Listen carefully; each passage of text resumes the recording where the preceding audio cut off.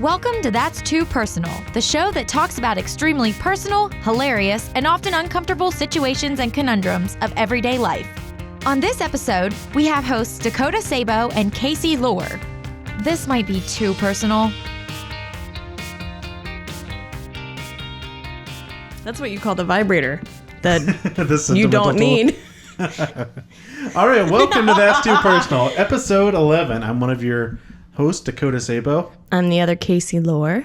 Kaici, I am glad that we are back podcasting today. By the way, in one of our last episodes, we did the fanfare and referred to it as the original Jamaican air horns. I have not stopped thinking about that pretty much since. Oh my god, a whole bunch of stuff has happened since then. That was like a month ago at least. That was. I mean, I've shot a whole film in between then. That's pretty crazy. How was that? It was insane, but it was so much fun. Like, I'm really excited to see the end result. Plus, it ended up becoming like a nice little family. Like, I still talk to the people that live out in Los Angeles. And did it sort of have that first couple play vibes where you're just like, oh, we're still going to stay in touch and meet up like every once in a while, and then No, not at all. It goes away. No, because I still it's been almost a month now, and I still talk to like the three people that I like really latched on to. Well, that's good.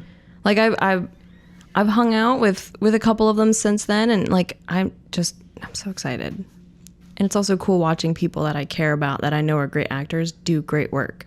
So that's why I share so much on my Facebook about Queen Malvolia. I can respect the hell out of that. What's the name of the movie? It is called Inverted. Okay. From Deranged Minds Entertainment and Studio 605, which everyone should go follow on Instagram and Facebook. I saw your hashtags, invert yourself, and that's the marketing hashtag. Yeah, hashtag invert yourself. All right. Well, today's topic is pretty far away from that. Speaking about like coming back. It's home, not about 70s cults. No, well, so maybe. Yeah, I mean, a little bit. You don't know my home life yet. It's a kind of family. Yeah. So today's big topic is moving in and the expectations that come from that, the need for that balance that each person needs in the relationship. And I just kind of want to talk about that because just moved in with my girlfriend. Which is a big stage. Nice throwback to what, episode 2? Something like that. Stages and cages. Stages and cages. This is a stage, not a cage, hopefully. So it's been 3 weeks. She moved in 3 weeks ago, but it was like a half week kind of a deal. And then last week we were on vacation, and this has been the first full week. So it's just been a real interesting experience, and we've had some not necessarily conflict. That sounds too negative, but we've had some discussions about our expectations on the relationship going forward. And I have a job right now. She just got a job, but it's going to be a part-time job at the moment, and so she's been spending a lot of time at home during the day, and while I've been out, and then when I get home, I don't necessarily want to just be around people because I hate my job so much. So I need like a little bit of a break and trying to find out what our expectations are with that. And then also just, spending time together, what those activities are and can be. Moving in together is a massive stage. It is a massive stage for it can make or break any relationship. That's one thing we talked about last night. I said, if you have any negative feelings or anything like that, we should talk about it immediately. Exactly. So it doesn't build, and if either of us get to a point where we just feel like, this isn't working because this is a very intense stage, being with someone 24/7, that's a lot. I saw something recently on the interwebs that was like, instead of compromising with your partner, why not try collaborating with your partner? Looking at it, I agree with it. And I think moving in together is a good way to collaborate, because then you have to get rid of things that you don't necessarily want to deal with. Like, sure. Sometimes you want to be alone, but you really can't be alone with your partner. So you have to collaborate and figure out how you can both recharge and spend time with your partner while living your lives. It's hard. It's so hard. So talking about collaboration, one of the things I brought up to her is, we really got to be okay with being ourselves independently of each other. And, we're finding out, or you just have to be good with another person, or be good with yourself before you can succeed fully with another person. Like 100%. And I'm coming from a place where I'm still working on myself a little bit. And I don't think it's causing a lot of conflict or anything right now, but, it's definitely something to be wary of, is that I got to work on two things at once, myself and myself within our relationship. Yeah. And how's that going for you mentally? Because I'm sitting here, I'm single. I've now been single for about a solid 2 months. And I'm noticing things about myself as a single person that I desperately need to work on before I get into any kind of relationship. And it's hard working on myself by myself. I cannot imagine working on a relationship as well as working on yourself. How do you balance that? It's difficult sometimes. The big thing I'm finding is I was a very different person a few years ago. There's a lot of my personality that's still there, and I'm still I'm getting back some of that because I let especially the creativity and things like that go. Mm-hmm. So I'm still working on that, trying to build myself up and realize that the things I want now as myself independently are slightly different from before, and trying to figure out how I can use those and mold those into the relationship. So one of the big things we were talking about is doing things together, and most of my adult life has been spent staying quiet, or trying not to spend money, and usually playing video games or watching movies and analyzing very solitary things, because that's what I did. Well, I was single for such a long period of time. That's really all I knew. And when I dated, it was these very, I don't know, I used Tinder and OkCupid, and there were a lot of different girls I went out with that, there was only a few relationships there, but most of them weren't long-term or anything like that, a couple months at best. Well, do you have any activities that you personally would like to do? That there's hobbies or stuff that you like for me, I have always wanted to get into camping, and I like hiking, and I like being outdoors. So I know of a friend that has done that a lot, and having that friendship is making me branch into those things that I've always wanted to do. Do you have anything that's like that? You mean in terms of it could be a together activity? Exactly. Yes, but so I'm a bigger guy. And I've definitely gained some weight over the past 5 years, for sure. And so I find myself, and this is something my mom always warned me against, it's get healthy now so you don't find yourself missing out on opportunities. And I hated hearing that. And let me be clear. I don't mind just sitting around all the time watching movies and playing video games. That is fucking great with me. My current situation with my girlfriend, I told her, I don't feel anything negative right now. I just enjoy being in the same space as you, mm-hmm. and doing things independently. That is fine with me. Obviously we still do some stuff together. Yeah. It's not like we're literally just roommates. But I do find myself nowadays, wanting to go outside and go fishing and that sort of thing. But I get fucking sweaty. I'll get sweaty just sitting around in a room, and if it gets too hot or something like that, and I hate the way I feel when that happens. Yeah. Not that anyone necessarily loves it, but I really hate it. I don't, personally for me, I don't mind getting sweaty, because that means I'm burning something. I'm burning calories. Sure. Because I'm trying to get healthier, because my mother also said that to me. And also my doctor said, hey, the rest of your family has heart problems and diabetes. How about we start now? Try to cut some of that out. Try to prolong that as much as humanly possible. So, I don't mind sweating myself, but are there other things that the two of you could do together? How does she feel about just sitting? She doesn't love it. She wishes we could do Does that feel like spending time together with to her?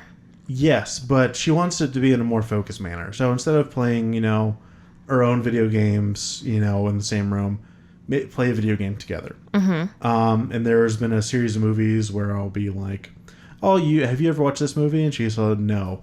And there's probably 10 of those at least that keep coming up.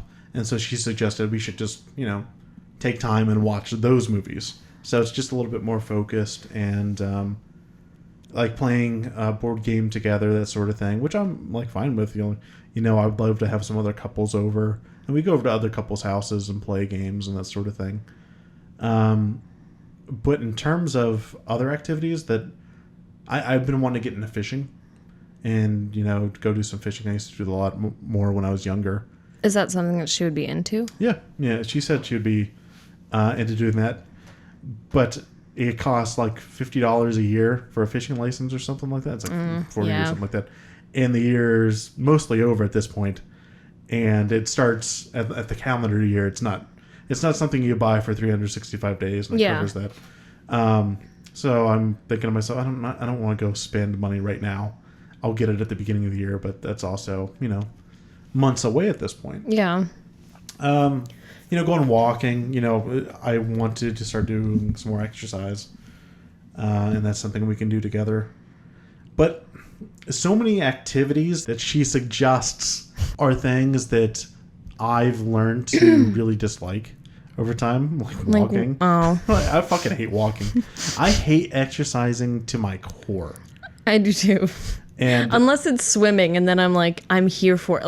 Like I'm going to the river tomorrow because it's something that I love the outdoors, and I normally it's like the two things that will recharge me are hiking and swimming, and it's too hot to go hiking right now. Yeah, I'll swim like a motherfucker. I love swimming. If I can get if anyone is in West Virginia, you go to Audra. It's the best place to go swimming in the state. I don't care what anybody else says.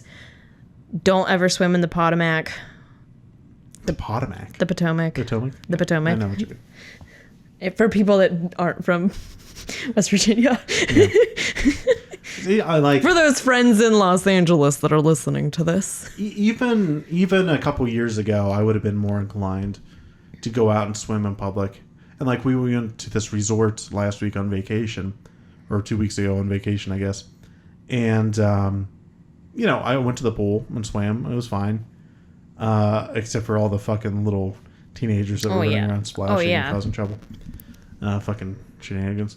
But, I don't know. I do find myself being a little more self-conscious recently. I don't feel as sexually... I don't feel like a sexual warrior like I once did. You're not like there to strut your peacock stuff. Yeah, I mean, when I was...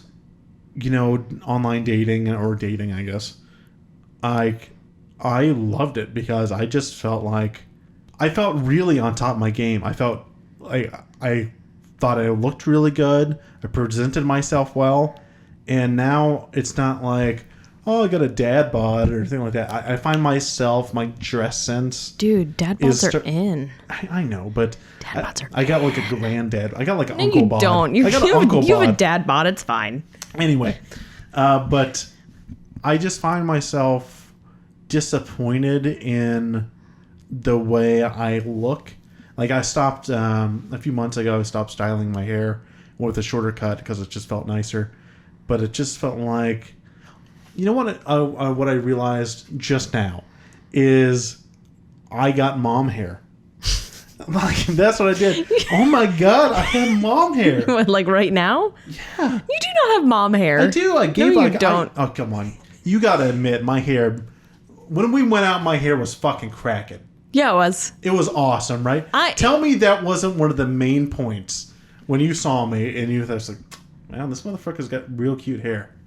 It was not. No? It was not. It was a package deal because you groomed your beard and you groomed your hair, which meant you took care of yourself at least a little bit. Okay. All right. Well, it wasn't just it was fine. And it was way more than physical attraction because I always appreciate someone's brain more than I appreciate their physical appearance. Okay. That's all nice and all. No. I'm talking strictly about looks here. You had a beard and you had glasses and you were dark haired. That is like, those are 3 things that I'm into. But I just feel like I have a little bit of mom hair right now. You don't. I have mom hair more than you have mom hair. You do not. What the fuck are you talking about? You look great. Jesus Christ. That's because I put work in today. Okay. So you lived with my girlfriend for the past, 3 months? Something like that? Correct. Every time I'm over here, I think, wow, like Kaici has really been putting in a lot of work. She looks fucking fantastic. Mm-mm. Yeah, you do. I do nothing. Well, it's working. Like, if this is you know what? I will say, we're sidetracking here for a second. Since losing weight, I'm starting to look younger. So I'm getting carded a lot more. Like if I'm out drinking with friends, I'm the one getting carded and everyone else is like, fine. Right. Maybe you should grow a beard. Moving in is such a weird thing. It's such a weird environment because then you have to learn how to love the person 100%. You have to learn they're bad and they're good. And really, you can't hate something bad about them because if you don't love the person 100%, why are you with them? Yeah. So moving in, I don't think that. I think everyone has their quirks though. Oh, like you don't necessarily have to love. I'm not saying you have to love everything. Like one thing I hated about my ex when we lived together, my ex-husband, was that he would always leave the toilet seat up, like all the time. And it wasn't out of malice. It was just the fact that he just forgot all the time. Sure. That didn't make me hate him. I didn't like it, but like, it's a weird thing. Yeah. That I learned to appreciate and learned how to, put it down out of habit. I'm picking up what you're putting down. It's such a weird thing living with someone because they're their own separate person, and now you have to figure out how to cohabitate. Cohabitate? Is that the? Yeah, that's right.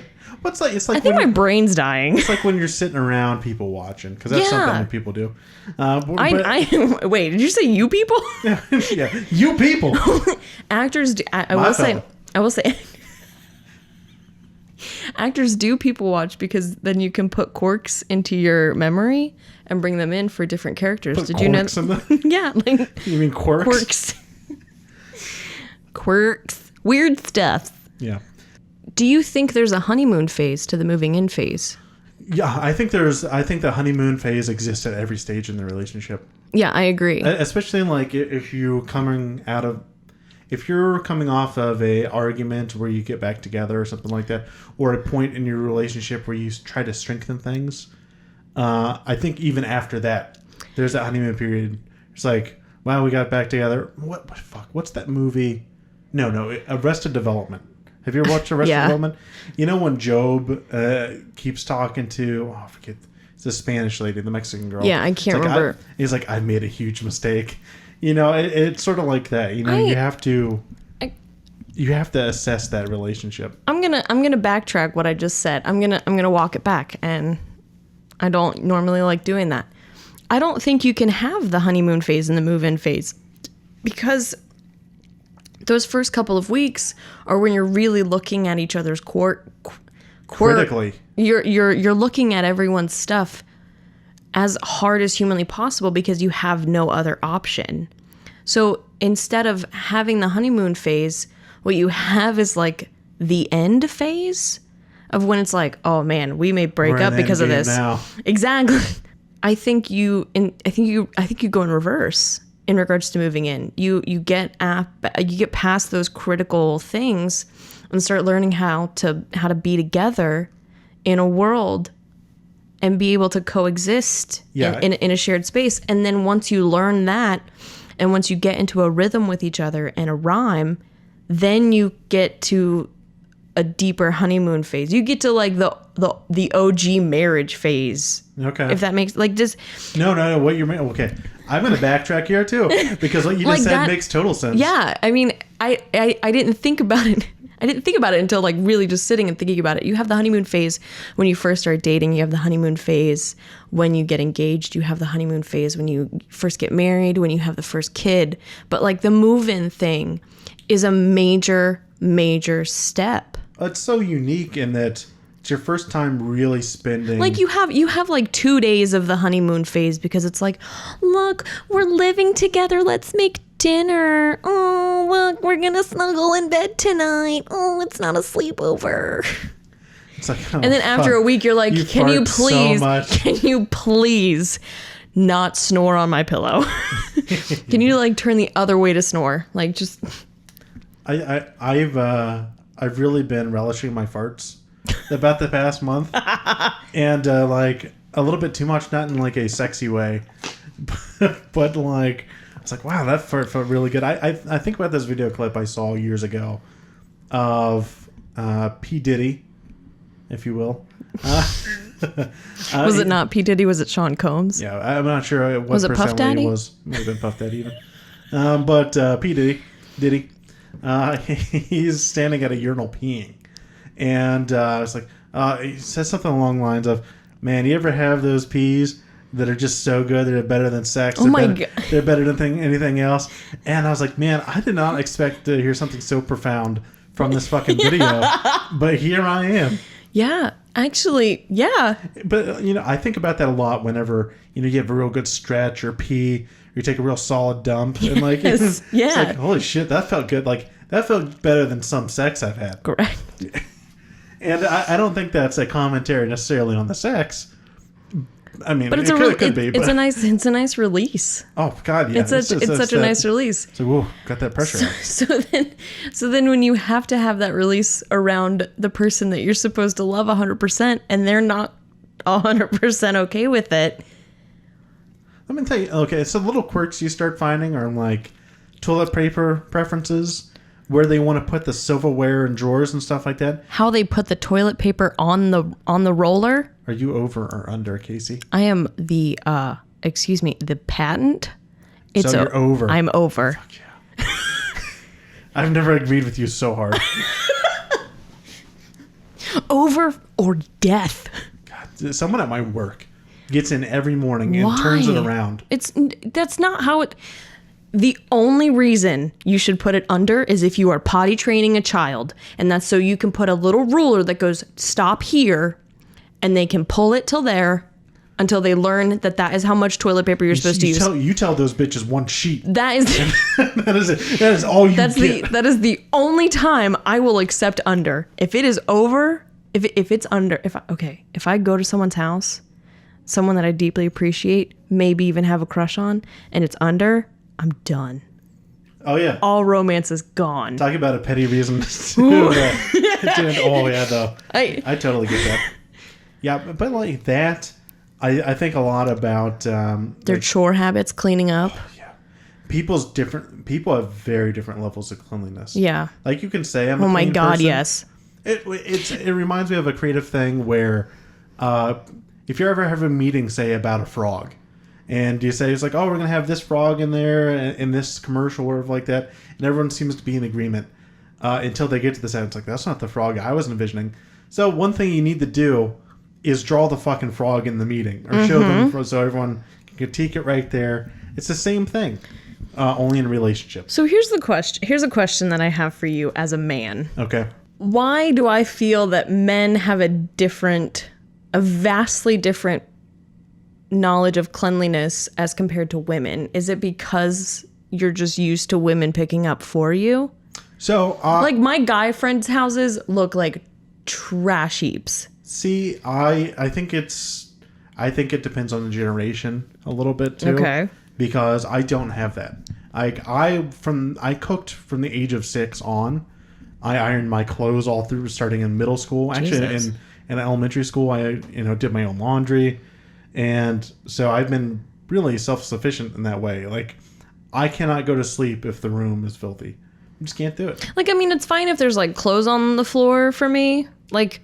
See, I hate it. I have, like, a small... Like, it depends on what the clothes are for. Like, I have a pile of clothes back there, and that's because I desperately need to get, like... Some storage. No. I need stain remover. Okay. And both of those have stain removers. And I know if I put them in my basket, I'm not gonna. Yeah.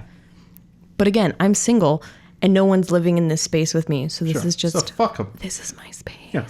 You want to come here, blow me, and then get out? That's fine. Hey! You can put up with pile of How clothes. about you come over and we'll just snuggles and then you can fucking leave. Yeah, that's it. There's no staying I over. can't- This ain't a fucking sleepover. Get out. Okay, but to answer your question more succinct, I do think there is a bit of a stereotypical. It's like, oh, I'm the man. I gotta like do this. And it's like, you're the woman. You gotta clean. I don't think it's necessarily always conscious, but it's definitely A societal Yeah, norm. that's definitely something that's still ingrained in our society. God damn. How many times do I have to hear my mom say, it's like, oh, you got to man up and go do this. Like, what the fuck?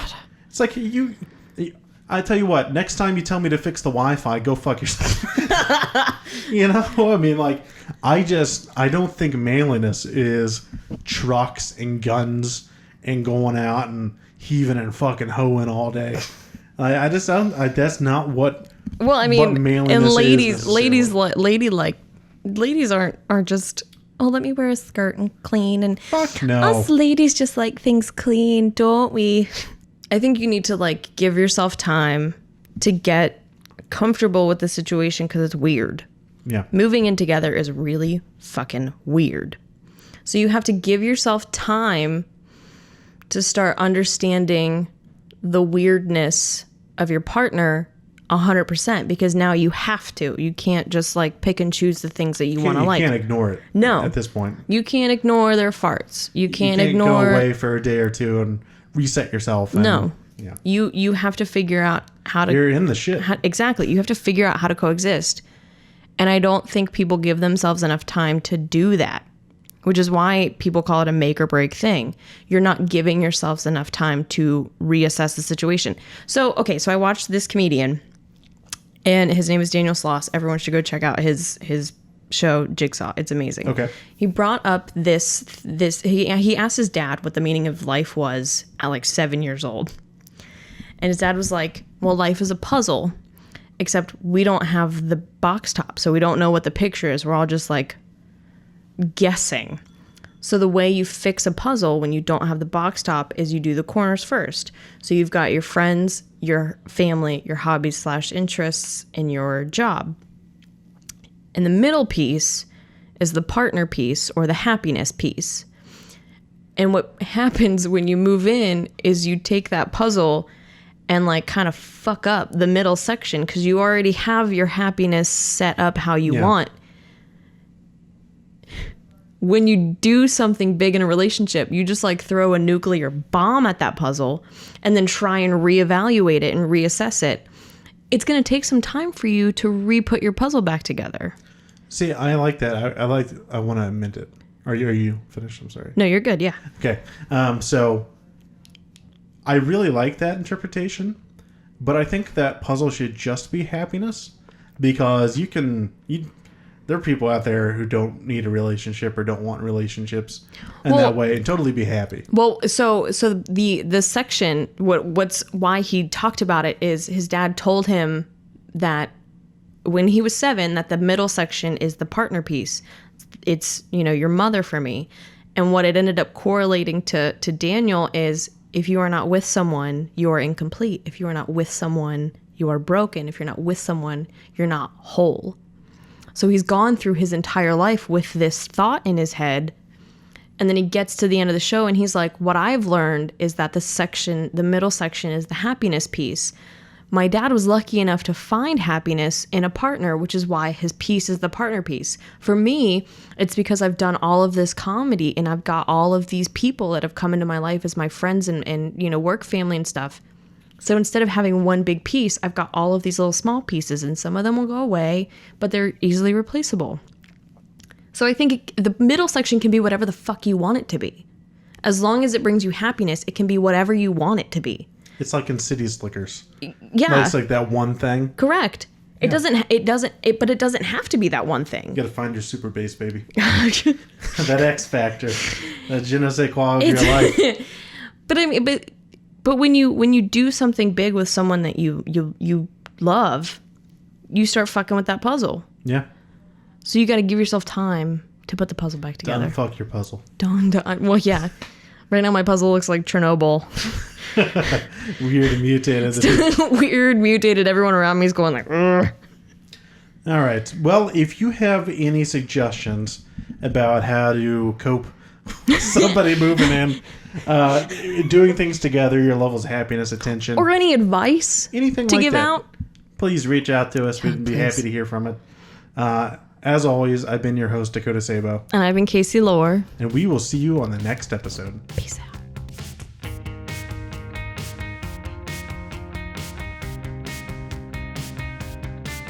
This has been an episode of That's Too Personal.